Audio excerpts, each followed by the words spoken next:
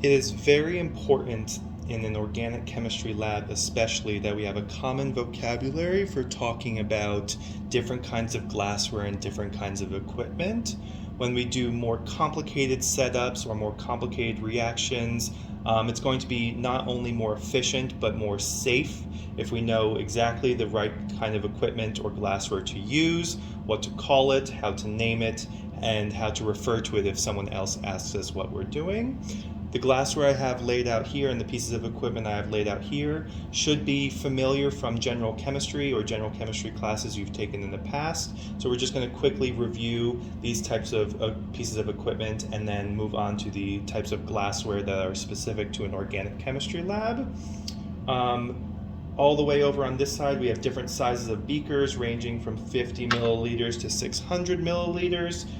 They can go even smaller and even larger depending on how much liquid you're transferring.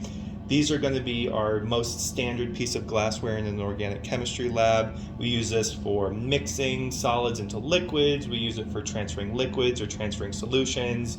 We use it for carrying solutions across a room. We use it for heating various portions of a liquid or a solution. So this is going to be a very crucial piece of glassware in an organic chemistry lab. Equally important are going to be our Erlenmeyer flasks. We have them ranging from small at 25 milliliters here in the front to larger at 250 milliliters. Again, similar to the beakers, they can go smaller or larger depending on the volume of liquid you need to contain. The nice part about an Erlenmeyer flask is they can easily be swirled.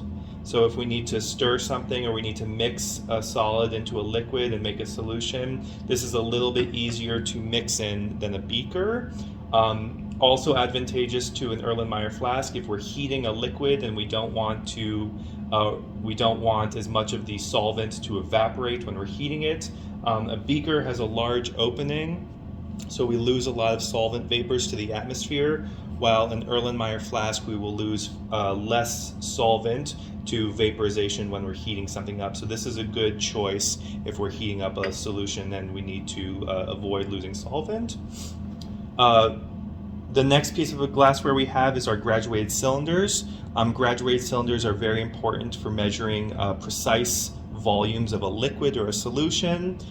Depending on the size, we can measure anywhere from the milliliter with a precision of 0.1 milliliters up to something on the scale of liters. So the ones I have here, this is a 10 milliliter graduated cylinder and a 50 milliliter graduated cylinder. The gradations depend heavily on the size of the graduated cylinder. For instance, the 10 milliliter graduated cylinder has gradations at every 0.2 milliliters. The 50 ml graduated cylinder has gradations every 1 milliliter. So depending on the volume and the precision you need, you would choose a graduated cylinder accordingly. Our next piece of glassware is watch glasses. Watch glasses are good for drying solids if we need to put something in the oven or we need to leave something for a period of time and let it dry. A watch glass is good for spreading out a solid and letting it dry for a period of time. They can also be very useful if we take a flat-bottomed watch glass. We can put it over a beaker. If we're heating it, for instance, we can prevent solvent vapors from evaporating. This will also prevent very volatile solvents from evaporating while we're waiting to use them or have them sitting on the bench. So watch glasses are very helpful. On the line of heating, we often will transfer a hot beaker or Erlenmeyer flask to a ceramic tile. Ceramic tiles will prevent the shock of going from hot to cold, and the bench top is pretty cold. If we shock the glassware, then often we find that it cracks, and we don't want that to happen and lose our reaction mixture. So we transfer hot glassware onto the ceramic tile. When transferring solids or liquids, we have different kinds of funnels. So we have plastic funnels, we also have glass funnels, and depending on whether we're transferring a liquid or a solid or a solution with particulate, we would choose a funnel with the correct size and the correct size opening to accommodate what we're trying to transfer. Beakers and Erlenmeyer flasks will stand on their own. However, many flasks, like pear-shaped flasks or round-bottom flasks, will not stand on their own, so we have to use a cork ring. The round bottom or the pear-shaped flask will sit right in the middle, and it'll keep it from falling over on the bench top.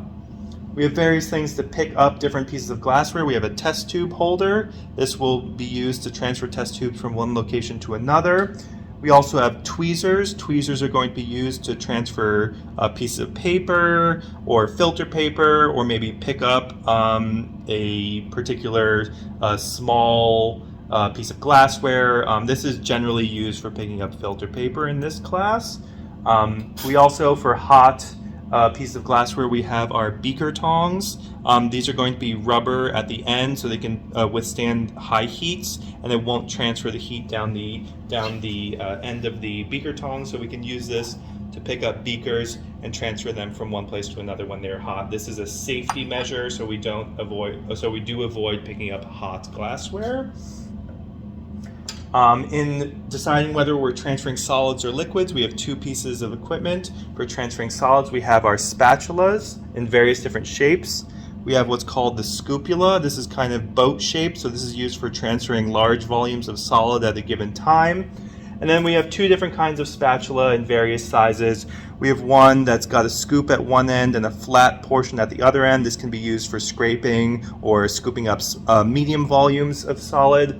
And then for scraping up small volumes of solid, we do have a smaller spatula with flat ends at both sides. You can imagine this could be used for scraping as well, or picking up small volumes of solid. For transferring liquid, we have pipettes. We have a disposable or transfer pipette. This is plastic. It has gradations every half milliliter. This would be immediately disposable, so this would be used for transferring non-caustic liquids, something that wouldn't dissolve plastic. If we're worried about dissolving plastic, we also have glass pipettes. So we have them in two different sizes. We have the 5 3/4 and the 9-inch pasture pipettes or glass pipettes. We use these simply by taking one of our bulbs, slipping it on the end, and using it to transfer liquids from one place to another. And these are also disposable in a glass waste container. Finally, when we're building setups, and we'll see this throughout the semester, we have to have a range of clamps. We have clamps of different sizes. This is to prevent things from falling over when they get height.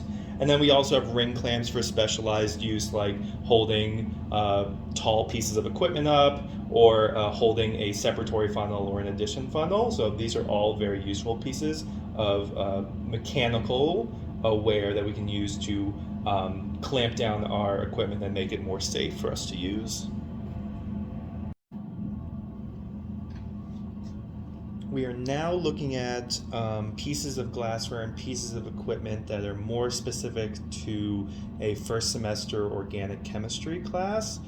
These are all pieces of a small scale glassware kit, as opposed to a large scale or a micro scale. Small scale glassware means we can do reactions on a gram scale, gram to 10 gram scale. It's not, sub-gram, it's not multi-gram or large scale, but small scale is generally where we're doing our labs this semester, and we can live in the 1 to 10 gram range. The most important piece that comes with the small scale glassware kit is our round bottom flask. Note they are sitting on cork rings so they don't fall over. They come in various sizes. This is a 50 ml, this is a 250 ml. Great for heating and setting up refluxes and doing reactions in an organic chemistry lab. This is a very common piece of experimental glassware that is seen in research labs and academic labs across the world. So this is a very crucial piece of glassware. Next to this, we have what are called stir bars or magnetic stir bars. So magnetic stir bars are exactly that. They are used to stir a reaction mixture. They come in various sizes, and they are magnetic, which means that the stir plates have a spinning magnet inside of them, which will turn the magnetic stir bar inside our round bottom flask.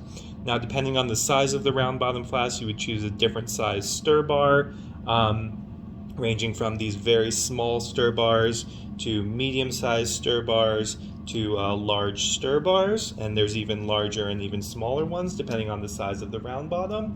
But it sits at the bottom of the round bottom flask, creates a vortex, and stirs your reaction mixture to ensure mixing and even heating. To heat our round bottom flask, we can use either a water bath or a sand bath, or increasingly more common, we use what's called a power mite. So our round bottom flask will sit inside the circular opening of the heating mantle, which is connected to a variable power source, which we can turn up or down to increase or decrease the heat of our reaction mixture. The nice part about a power mite is it can exceed the boiling temperature of water. So if we need to heat a reaction above 100 degrees Celsius, a power mite will allow us to do that without making such of a mess as a sand bath would.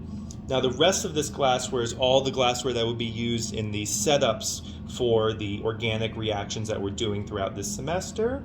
Now this piece right here is called a separatory funnel or an addition funnel. It's got a couple different pieces.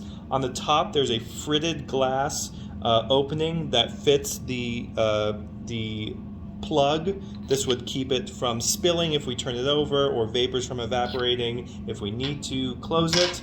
At the bottom we have what's called the stopcock. The stopcock, when closed, will allow liquid to stay inside the funnel part.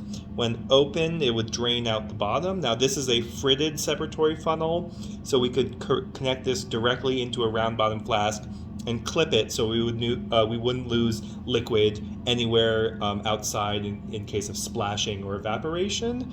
Separatory funnels come in multiple different sizes.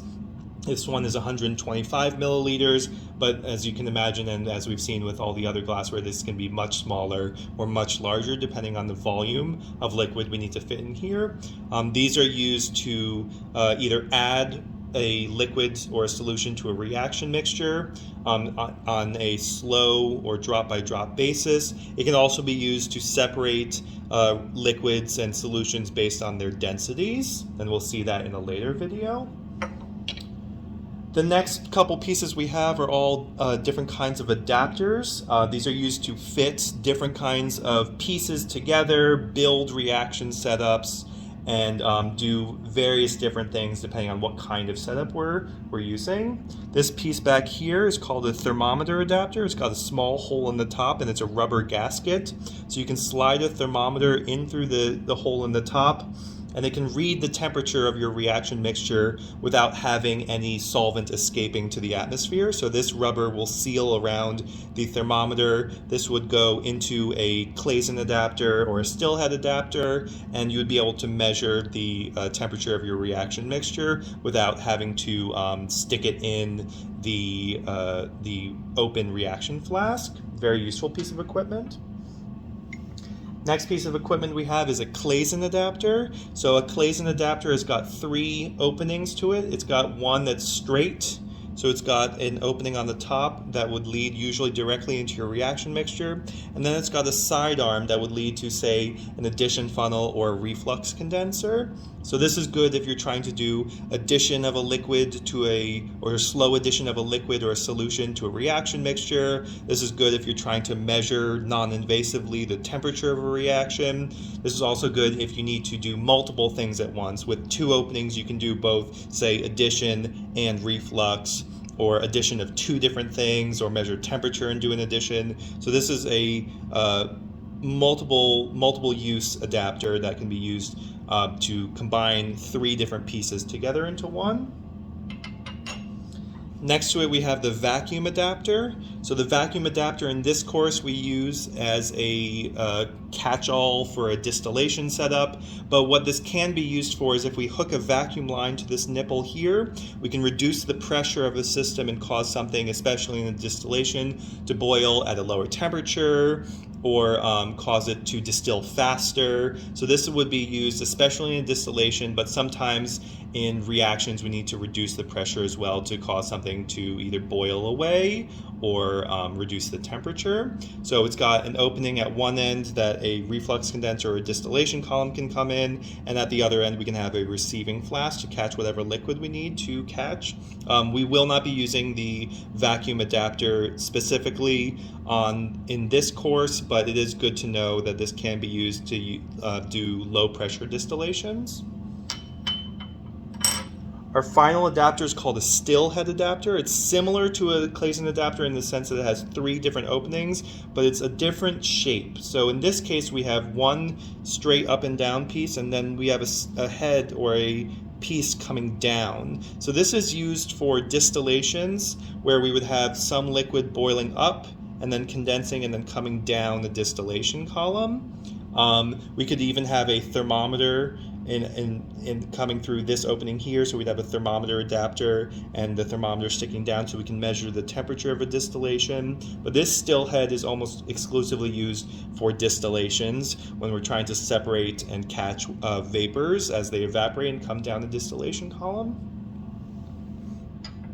Our distillation column is this piece right here.